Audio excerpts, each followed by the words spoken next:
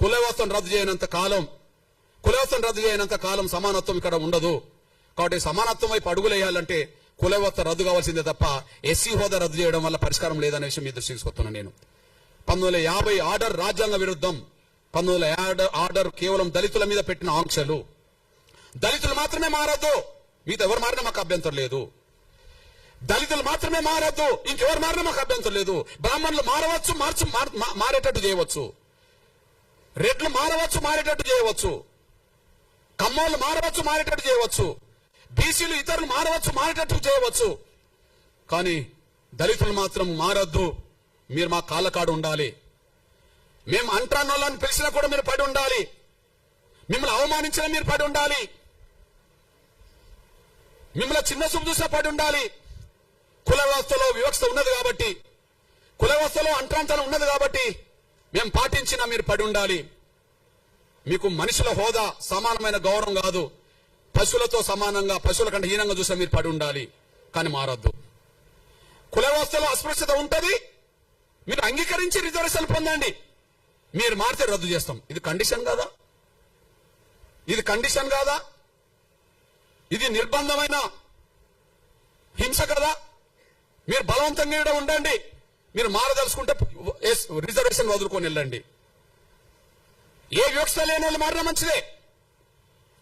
కుల వ్యవస్థలో వివక్ష గురవుతున్నదా బ్రాహ్మణ సమాజం? అందరికంటే ఎక్కువ గౌరవమైన హోదా పొందింది కదా. ఈ తెలుగు నేల మీద బ్రాహ్మణ సమాజం తర్వాత కమ్మ, రెడ్లు, కాపులు ఉంటారు కదా అగ్రకులాల లిస్టులో. వాళ్ళు కూడా ఎస్సీ బీసీల కంటే పై హోదాలో ఉన్నారు కదా. అంటే పై హోదాలో ఈ దేశంలోనే అత్యున్నత వ్యవస్థలో, కుల వ్యవస్థలో గౌరవం పొందుతున్న బ్రాహ్మణులు మారిన మాకు అభ్యంతరం లేదు. వాళ్ళకు 1950 ఆర్డర్ వర్తించదు. ఈ తెలుగు నేల మీద కమ్మోళ్ళు, రెడ్డోళ్ళు, కాపులు ఎవరు మారిన మాకు అభ్యంతరం లేదు. వాళ్ళకి ఆర్డర్ వర్తించదు. కానీ అందరికంటే కుల వివక్షత గురవుతున్న వాళ్ళు ఎవరైనా ఉంటే, దళితులైతే వాళ్ళు మారితే మాత్రం అంగీకరించాం. బలవంతంగా వాళ్ళ పాదాల కాడ, వాళ్ళ కాళ్ళ కాడ కట్టిపడేసుకోవాలా? ఇదా రాజ్యాంగ స్పిరిట్? ఇదా ఆర్టికల్ 14-15 చెప్పింది? ఇదా ఆర్టికల్ 25 చెప్పింది? మత స్వేచ్ఛ అందరికి ఉంటుంది, వీళ్ళకు ఉండదా? సమానత్వం అని మాట్లాడుతున్న వాళ్ళు మమ్మల్ని అడగదొక్కడానికి నిర్ణయాలు తీసుకుంటారా? ఇదేం పద్ధతి? నాటి నుంచి నేటి వరకు అదే కొనసాగుతుంది. ఇకపోతే నేను ఒక విజ్ఞప్తి చేస్తున్నా. నేను హిందూ మందిరాల్లో ముందు, హిందూ దేవాలయాల్లో కేవలం బ్రాహ్మణులనే పూజారులుగా చేసే వ్యవస్థ రద్దు కావాలి.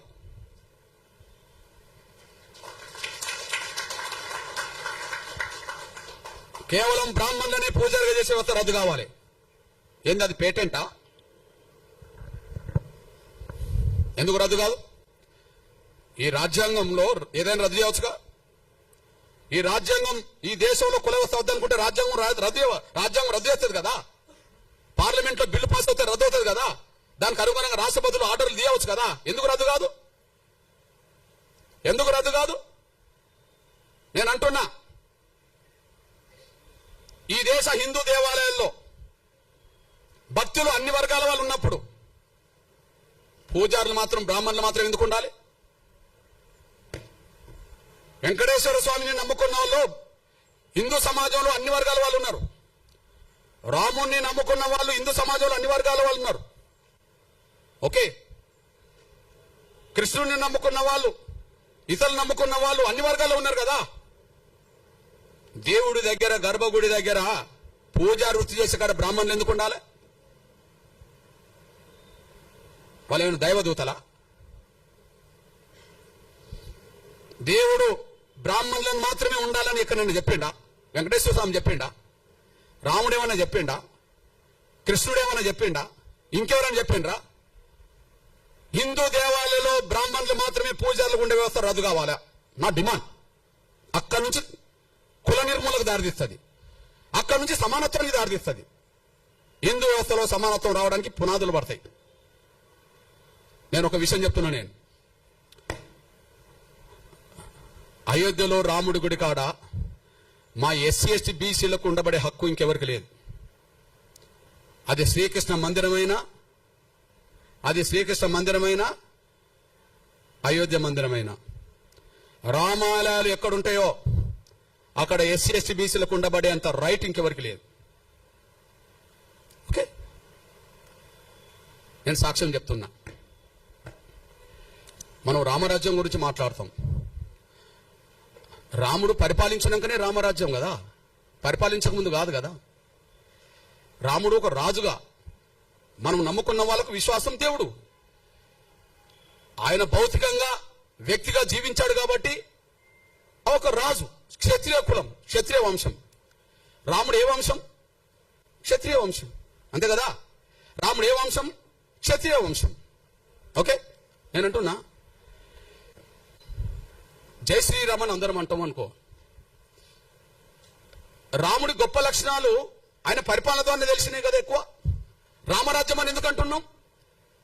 రాముడికి తమ్ముడు ఉన్నాడు, భరతుడు. రాముడి కంటే ముందు పరిపాలించండు కదా. రాముడు అయోధ్యకు వచ్చినప్పుడు తండ్రి మాటకు, సవతి తల్లి మాటకు, పినతల్లి మాటకు కట్టుబడి ఉండి రాముడు అడవికి వచ్చాడు కదా, సీతను, శ్రీమతి గారిని పట్టుకొని, తమ్ముడిని పట్టుకొని. అప్పుడు ఎవరు పరిపాలించిండ్రు? ఎవరు పరిపాలించరు కదా. మరి ఆయన పరిపాలించడు, రాముడు పరిపాలించడు. కానీ మనం ఏమంటున్నాం? మన హిందూ సమాజంలో రాముడి భక్తులు, ఓకే రాముడు దేవుడు గొప్ప రాజు అనుకుంటే ఏమంటున్నాం? రామరాజ్యం తీసుకొస్తాం అంటున్నారు. రామరాజ్యం గొప్పదే కదా. ఆ రామరాజ్యం గొప్పదని ఎట్లా తెలిసింది? రాముడు పరిపాలిస్తేనే తెలిసింది కదా.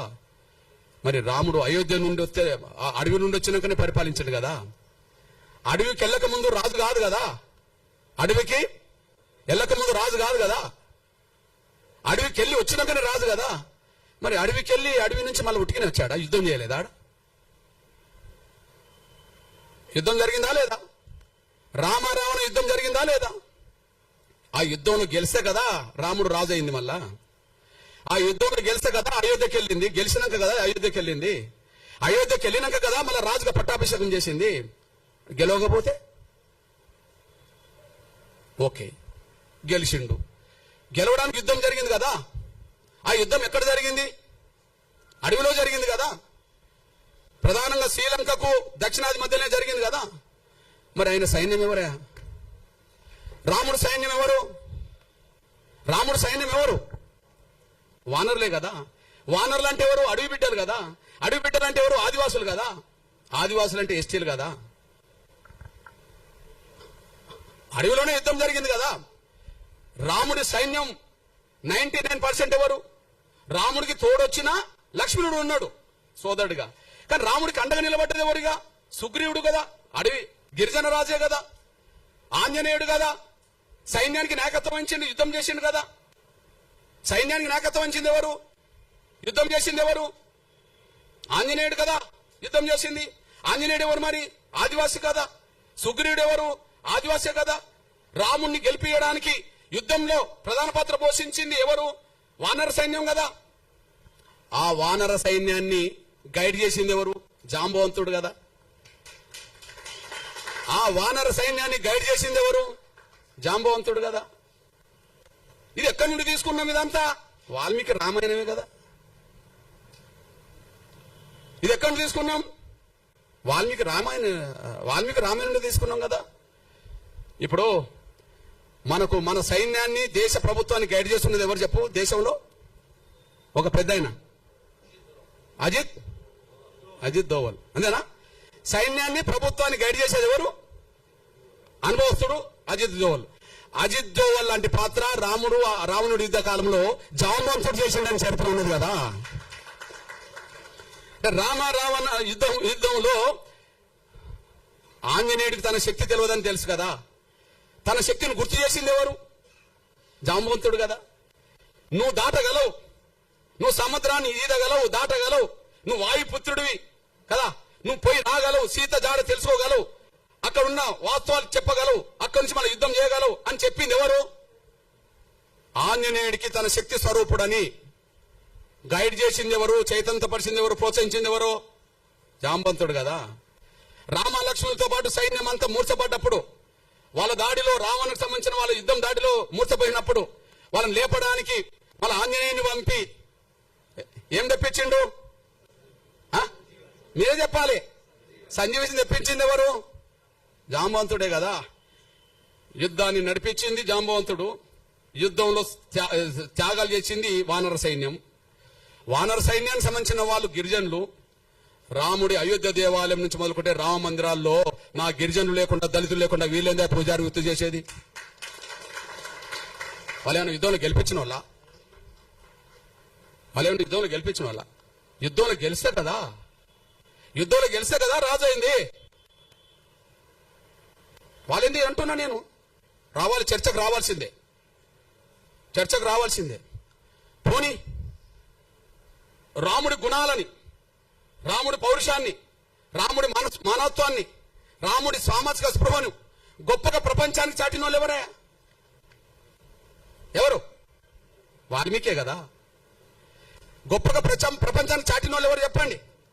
రామాయణం రాసిన వాళ్ళు ఎవరో చెప్పండి. వాల్మీకి రామాయణం లేకపోతే రాముడి చరిత్ర ఎవరికి తెలుసో చెప్పండి. వాల్మీకే కదా. వాల్మీకిని మన తెలంగాణలో పోయే కదా, బీసీనే కదా, అక్కడక్కడ ఎస్సీలో ఉన్నారు కదా. పోనీ బీసీ సమాజం అనుకుందాం. నేనంటున్నా, వాల్మీకుడు రాముడి గురించి ప్రపంచానికి వెళ్ళక ముందే అందరు తెలిసేలాగా చేసింది వాల్మీకి అయితే, నా బీసీ ప్రజలకు సంబంధించిన వాళ్ళు ఎందుకు పూజారులు ఉన్నారు రామ మందిరాల్లో? రాముడు యుద్ధం చేసే సమయానికి సీత జాడ కనుక్కోనేలాగా ప్రోత్సహించింది, తెలుసుకున్నది, వీళ్ళని కాపాడి ప్రయత్నం చేసింది మన జాంబవంతుడు కదా, దళితుడు కదా, మాదిగల ఆరాధ్య పురుషుడు కదా. కదా, ఈ దళితులకు లేని పూజారి వాళ్ళకెట్లొచ్చింది? యుద్ధాలు గెలిపించింది మేము కదా, మా ఆదివాసులు కదా. రాముడు గురించి దేశానికి, ప్రపంచానికి తెలిపేటట్టు చేసింది మా వాల్మీకి కదా. వాల్మీకి బ్రాహ్మణులను ఒప్పుకోమనండి, జాంబవంతుడు మావాడని ఒప్పుకోమనండి, ఆంజనేయుడు మావాడే అని ఒప్పుకోమనండి. వాళ్ళు ఒప్పుకోరు కదా. వాళ్ళు ఎవరు మరి? ఆంజనేయ వారసత్వం వానరులు అవుతాను గిరిజనులు, జాంబవంతుడు అయితే దళితుడు మాదిగా, వాల్మీకి పోయా. మరి మాకు లేని స్వేచ్ఛ రామ మందిరాల్లో, మాకు లేని హక్కు రామ మందిరాల్లో, మేము పూజారులు కానప్పుడు యుద్ధం చేయడానికి మాత్రం మేము ఉపయోగపడాలా? యుద్ధం చేయడానికి ఉపయోగపడాలా? సావు బతుకులు ఉన్న వాళ్ళని కాపాడడానికి ఉపయోగపడాలా? యుద్ధంలో గెలిపించడానికి ఉపయోగపడాలా? చరిత్ర రాయడానికి ఉపయోగపడాలా? కానీ రామ మందిరాల్లో పూజలు చేయడానికి ఉపయోగపడమా మేము? మా దళితుల్లో, గిరిజనుల్లో, బలహీన వర్గాల్లో ఐఏఎస్ ఆఫీసర్లు అవుతారు కదా. ఈ దేశ రాష్ట్ర కేంద్ర ప్రభుత్వ సర్వీసులో ప్రధానంగా బ్యూరోక్రాట్స్ అంటే ఎవరంటారు? ఐఏఎస్ఏ కదా. కదా, మరి దళిత గిరిజన వర్గాలకు చదువుకుంటే ఐఏఎస్లు అవుతారు కదా, పూజారులు గారా? పూజారులు గారా అంటున్నా నేను. అందువల్ల మీకు విజ్ఞప్తి చేస్తున్నా, రామ అవతారమే తర్వాత కృష్ణ అవతారంగా మారింది. రాముడు కృష్ణుడు వేరు కాదు కదా. రాముడి కాలంలో రాముడు, కృష్ణుడి కాలంలో కృష్ణుడు. కానీ రాముడే చెప్తాడు కదా, నేను మరో జన్మలో కృష్ణుడు వస్తాడని చెప్పి. మన నమ్మకం, మన విశ్వాసం, మన నమ్మకం, మన విశ్వాసం. నేను అంటున్నా, కృష్ణుడు ఎవరా? కృష్ణుడు మా యాదవ, మా బీసీ బిడ్డే కదా. వరుసకు మాకు బావవుతాడు, వరుసకు మాకు బావవుతాడు కాదని చెప్పానండి. వరుసకు మాకు బావవుతాడు కాదని చెప్పానండి. రాముడు రావణ మధ్యలో జరిగిన యుద్ధము 1000 మంది చచ్చిపోయినరు కదా, 18 రోజులు జరిగింది. కానీ మా ఆది జాంబవుడును కృష్ణుడి మధ్యలో ఒక గృహంలో జరిగిన యుద్ధం 28 రోజులు జరిగింది. ఏ యుద్ధం ఎక్క పెద్దది? ఇద్దరి మధ్యలో జరిగింది. ఎవరు ఓడలే, ఎవరు గెలవలే. మా ఓడు ఎంత గట్టివాడో చూడండి. ఎవరు ఓడలే, ఎవరు గెలవలే.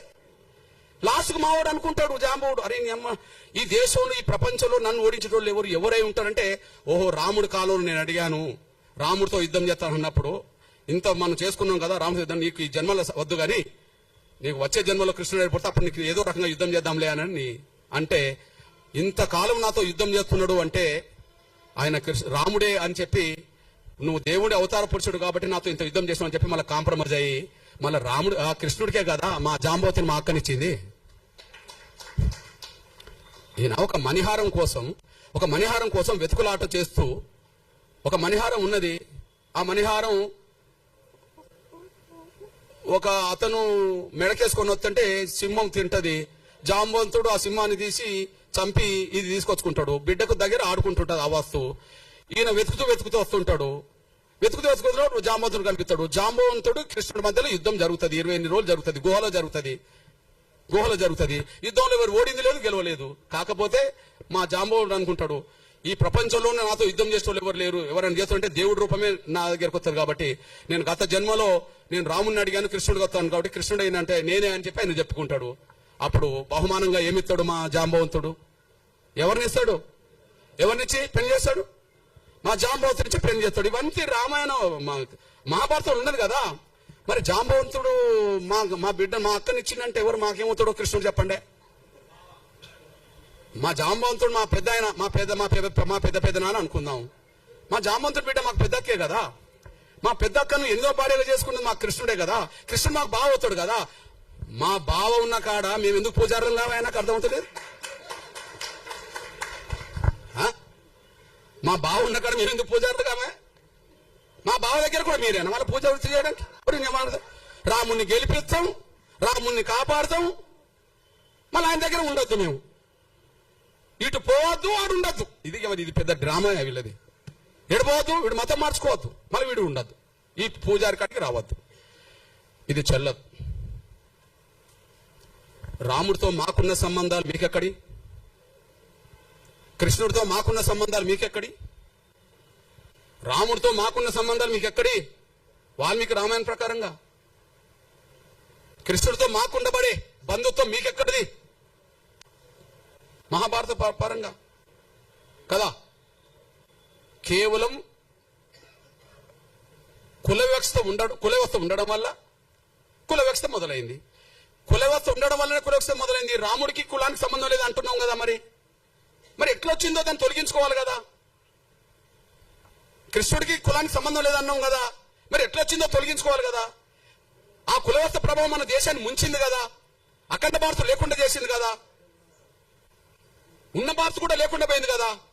ఈ కుల వ్యవస్థను ఇంకా కొనసాగితే ఇంకో 100 ఏళ్లకు ఉన్న భారత్ ఉంటుందని గ్యారెంటీ లేదు కదా. ఇది చెప్తున్నాను ఆయన, అది ఆలోచించుకోండి. మరి నిజం ఎవరన్నా అనుకోండి, నా అభిప్రాయం ఇది. అందువల్ల ఇది రాజ్యాంగ విరుద్ధమైన తీర్పు, రాజ్యాంగ విరుద్ధమైన ఆర్డర్. ఓకే, ఇది వివక్షతో కూడిన తీర్పు, వివక్షతో కూడిన ఆర్డర్. ఇది ఆర్టికల్ 25, ఆర్టికల్ 14, 15 ప్రకారం రాజ్యాంగ విరుద్ధం తీర్పు. పోనీ అంబేద్కర్ అభిప్రాయానికి విరుద్ధం, కమిషన్లకు కూడా విరుద్ధం కదా.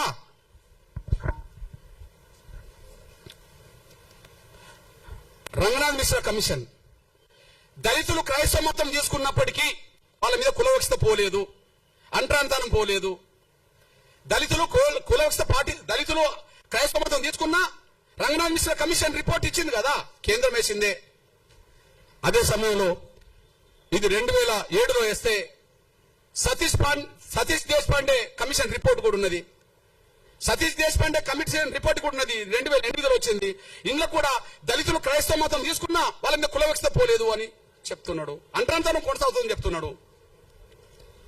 ఇది కమిషన్ల అభిప్రాయానికి వ్యతిరేకం, కేంద్ర ప్రభుత్వం వేసింది. ఇది ఆర్టికల్ రాజ్యాంగం ప్రకారంగా రాజ్యాంగానికి వ్యతిరేకం, ఆర్టికల్ 25కి 14, 15కి వ్యతిరేకం. ఈ 1950 రాష్ట్రపతి ఆర్డర్ అనేది అంబేద్కర్ అభిప్రాయాలకు విరుద్ధం. ఇది మా స్వేచ్ఛకు విరుద్ధం, ఇది మా హక్కులకు విరుద్ధం. ఈ విషయంలో మీకు ఒక విషయం గుర్తు చేస్తున్నా. నేను అంటున్నా, మన సనాతన ధర్మాన్ని బయట ప్రచారం చేస్తుంటాం, హిందూ ధర్మాన్ని ఇక్కడ కుల వ్యవస్థ గురించి అక్కడ చెప్పకుండా హిందూ ధర్మం గొప్పతనం గురించి మాట్లాడుతుంటాం. నేను అంటున్నా, ఈ మధ్య కాలంలో 100% ఫండమెంటల్ గా ముస్లిం దేశాలుగా ప్రవక్త దేశాలుగా ఉన్న కాడ మన హిందూ దేవాలయాలు ఏర్పడుతున్న విషయం మనం మర్చిపోవద్దు.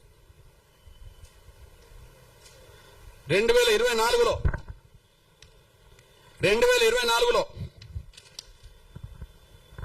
యునైటెడ్ అమిరేట్స్ అబుదాబిలో మన ప్రధానమంత్రి గారు 2024 ఫిబ్రవరి 14 అబుదాబిలో ప్రధానంగా హిందూ దేవాలయాన్ని ప్రారంభించి వచ్చిన విషయం మనం మర్చిపోవద్దు. చూడండి, ఆ ఆలయము 27 ఎకరాల్లో నిర్మించబడ్డది. యుఏ ప్రభుత్వం భూమి ఇచ్చి మద్దతు ఇచ్చింది. ఇది హిందూ ముస్లిం దేశాల సాంస్కృతిక సంబంధాలకు చిహ్నంగా నిలబడ్డది. ఏ దేశంలో? గౌరవ ప్రధానమంత్రి నరేంద్ర మోడీ గారు ఎక్కడికి వెళ్ళాడు? మన ప్రధానమంత్రి గారు అక్కడ హిందూ దేవాలయాన్ని ప్రారంభించడానికి వెళ్ళాడు కదా. అక్కడ హిందూ దేవాలయం ప్రారంభించడానికి వెళ్ళాడు కదా. అక్కడ 27 ఎకరాల్లో మన హిందూ దేవాలయం నిర్మించుకున్నారు కదా. దానికి అక్కడ ఉండబడే ముస్లిం ప్రభుత్వమే భూమి 27 ఎకరాల భూమి ఇచ్చింది కదా. ఆ ప్రారంభోత్సవానికి అక్కడ ఉండబడే రాజు కూడా వచ్చాడు కదా. ఏ రాజు? ముస్లిం రాజే కదా. ఆడ ప్రారంభోత్సవానికి ముస్లిం రాజే వచ్చాడు కదా. ఇప్పుడు పాశ్చాత్య దేశాల్లో అమెరికా క్రైస్తవ దేశం అని మనం అంటున్నాం అనుకోండి, అక్కడ హిందూ దేవాలయాలు కట్టుకుంటే ఎవరు అడ్డం పడలేదు కదా. ఆడ ఫలాని మతం ఉంటేనే మీకు ఉద్యోగాలు ఇస్తామని చెప్పలేదు కదా. అమెరికా పౌరులుగా ఎవరు సభ్యత్వం తీసుకున్నా ఆడ కులంతో మతంతో ఏదంతో సంబంధం లేకుండా, ఆడ కులమైనతో లేదు, ఏ మత విశ్వాసంతో సంబంధం లేకుండా అన్ని రైట్స్ అమెరికా ఇస్తున్నది కదా. అమెరికా అన్ని రైట్స్. ఇప్పుడు మన తెలుగు ప్రజల్లో బాగా చదువుకున్న పిల్లలు, ఉన్నత వర్గాల పిల్లలు ఎక్కడికి పోవాలనుకుంటారు? అమెరికాకు పోవాలనుకుంటున్నారు. ఇక్కడ పోయేట వాళ్ళందరూ ఎవరు? మెజారిటీ హిందువులు. ఆడ ఉద్యోగాలు చేసే వాళ్ళు ఎవరు? ఇక్కడ నుండి పోయి హిందువులే. మీరు హిందువులు కాబట్టి మీకు ఉద్యోగాలు ఇవ్వము అని చెప్పి గ్రీన్ కార్డు ఉంటే మీకు ఇస్తాము అనేది ఎవరైనా వాళ్ళ భారత పౌరు, ఈ దేశం భారత పౌరులకు ఇస్తుంది, ఇంకోరికి ఇవ్వదు కదా. ఆడ అమెరికా, ఇండియా నుంచి అమెరికా పౌరులుగా మారినప్పుడు వాళ్ళకి ఇస్తుంది కదా. నీ కులం, నీ మతం ఇతర అడగదు కదా. అంటే మనం మత విశ్వాసాల పేరుతో కుచించుకోబోతున్నాం. ఆ కుచించుకునే మనస్తత్వాన్ని తగ్గించుకోవాలా. విశాలమైన హృదయం రావాలి, విశాలమైన మనస్తత్వం రావాలి. ప్రపంచ మానవులు ఎవరు ఏ విశ్వాసాన్ని కలిగి ఉన్నా అందరూ సమానమే అనే భావనతో ఉండాలి. ఒకరు ఎక్కువ తక్కువ అనే భావన కాకుండా ఎవరు ఏ విశ్వాసం కలిగి ఉన్నా రాజ్యాంగం చెప్పినట్టుగా అన్ని మతాలను విశ్వసించి గౌరవించే విధంగా ఉంటే సరిపోతుందని చెప్పి రాజ్యాంగం రాసింది అంబేద్కర్. దానికి అనుగుణంగానే పరిపాలన జరగాలి కానీ ఒక దళితుల మీదనే వివక్షత ఆంక్షలు ఉండొద్దని, మీరు పెట్టదలుచుకుంటే అందరి మీద పెట్టే స్థాయి వస్తే ఒకసారి పెట్టి చూడండి అని, ఒక దళితుల మీదనే ఆంక్షలు వద్దని, మీరు పెట్టదలుచుకుంటే అందరి మీద పెట్టే స్థాయికి మీరు రావాలని, అందరి మీద పెట్టడం కూడా ధర్మం కాదని, ఎవరి విశ్వాసాలైనా కలిగి ఉండడానికి అవకాశం రాజ్యాంగం ఇచ్చిందని చెప్పి మేము భావిస్తూ, మేము దళిత క్రైస్తవులకు విజ్ఞప్తి చేస్తున్నా నేను 100 ఏళ్ల నుండి ఈ సమస్య పరిష్కారం కాకపోవడానికి కారణమైంది. 100 ఏళ్ల నుండి ఈ సమస్య పరిష్కారం కాకపోవడానికి కారణమైంది. 1950లో హిందువులు తప్ప మిగతా వాళ్ళందరూ ఎస్సీలు కాకుండా పోయారు. కానీ పంజాబ్ లో అక్కడ దళిత సిక్కులు యుద్ధం చేశారు. వెంటనే 56లో దళిత సిక్కులు ఎస్సీ హోదా సంపాదించుకున్నారు. 1990 వచ్చేటప్పటికి దళిత బౌద్ధులు పోరాటం చేశారు. ఆ పోరాటానికి చిహ్నంగా దళిత బౌద్ధులు కూడా ఎస్సీ హోదా సంపాదించుకున్నారు. ముందు కేవలం హిందూ దళితుల వరకే పరిమితమైన ఎస్సీ హోదా ఆ తర్వాత పంజాబ్ లో పోవటం జరగడం వల్ల అక్కడ 56లోనే వచ్చింది. మహారాష్ట్ర కేంద్రంగా న్యాయ బౌద్ధులు మేము దళితులము, మా దళిత హోదా ఉండాలని చెప్పడం చేస్తే మహారాష్ట్ర కేంద్రంగా ఇవాళ ఎస్సీ హోదా దేశవ్యాప్తంగా బౌద్ధులు సంపాదించుకున్నారు. ఇక్కడ చెప్పదలుచుకున్నది ఏంటంటే పంజాబ్ దళితులు పంజాబ్కే పరిమితం ప్రధానంగా. నయా బౌద్ధులు మహారాష్ట్రలోనే ఎక్కువ మంది ఉన్నారు అంబేద్కర్ వల్ల. నేనంటున్నా ఒక్క రాష్ట్రంలో ఉండబడే పంజాబ్ దళితులు ఎస్సీ హోదా సంపాదించుకున్నారే పోరాటం చేసి. ఒక్క రాష్ట్రంలో మహారాష్ట్రలో ఉండబడే ప్రధానంగా దళితులు బౌద్ధులకు ఎస్సీ హోదా సంపాదించుకున్నారే. మరి దేశవ్యాప్తంగా అన్ని రాష్ట్రాల్లో దళిత క్రైస్తవులు ఉన్నారు, ఎస్సీ హోదా ఎందుకు సంపాదించుకోలేకపోయారు? ఒక్క రాష్ట్రంలో ఉండబడే పంజాబ్ దళితులు ఎస్సీ హోదా సంపాదించుకోవడానికి ఏం చేశారు? వాళ్ళు పోరాటం చేశారు. మహారాష్ట్రలోనే న్యాయ బౌద్ధులుగా ఉండబడే దళితులు వాళ్ళు ఎస్సీ హోదా సంపాదించుకోవడానికి ఏం చేశారు? పోరాటం చేశారు. అంటే ఒక్క రాష్ట్రంలో ఉండబడే దళిత సిక్కులకు సాధ్యమైనప్పుడు ఎస్సీ హోదా, ఒక్క రాష్ట్రంలో ఉండబడే మహారాష్ట్ర బౌద్ధులకు ఎస్సీ హోదా సాధ్యమైనప్పుడు దేశంలో ముఖ్యంగా దక్షిణాది రాష్ట్రాల్లో అన్ని రాష్ట్రాల్లో దళితులు క్రైస్తవులుగా ఉన్నారు కదా. మరి అన్ని రాష్ట్రాల్లో దళిత క్రైస్తవులు ఎస్సీ హోదా సాధించుకోకపోవడానికి కారణం ఏందన్నప్పుడు వాళ్ళకి వీళ్ళకు తేడా ఏంటంటే వాళ్ళు ఒక్కొక్క రాష్ట్రంలోనే ఉన్న వాళ్ళు పోరాటం సాధించారు, కానీ ఇక్కడ పోరాటం కాకుండా ప్రార్థనకు పరిమితమయ్యారు. చర్చిలోనే ప్రార్థన చేస్తారు కానీ బయటకు వచ్చి పోవటం చేస్తలేరు. వీళ్ళకు నేర్పింది కూడా అగ్రకుల బ్రాహ్మణులే, మీరు పోవటం చేయదురా నాయన అని చెప్పి. ఎందుకంటే కుట్ర చేసింది వాళ్ళే, పోరాటం చేయొద్దని చెప్తున్నది వాళ్ళే. ఎస్సీలు కాకుండా కుట్ర చేసింది అగ్రకుల క్రైస్తవులే, ఇప్పటికి వాళ్ళే.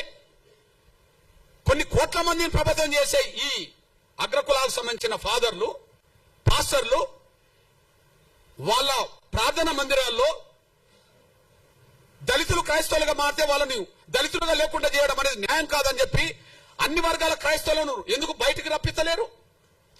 అంటే దళిత క్రైస్తవులు వాళ్ళ హక్కులు కోల్పోవాలి, వీళ్ళు బానిసలుగా వీళ్ళ దగ్గర మిగిలాలి. వాళ్ళ హక్కులు కోల్పోవాలి, వాళ్ళు బానిసలుగా మిగిలాలి. అంటే బానిసలుగా మిగిల్చుకోవడం కోసమే అగ్రకుల క్రైస్తవ ఫాదర్లు, పాస్టర్లు వాళ్ళ దశమ భాగం మాత్రం రప్పించుకుంటారు. ఇక్కడ మీ అన్నగా ఒక విషయం గుర్తు చేస్తున్నా నేను, భారతదేశ దళితులు ముగ్గురిని స్ఫూర్తిదాయకంగా తీసుకోవాలి దళిత క్రైస్తవులు. నేను ఇప్పటికీ హిందూ మతంలోనే అంబేద్కర్ ఉన్నప్పటికీ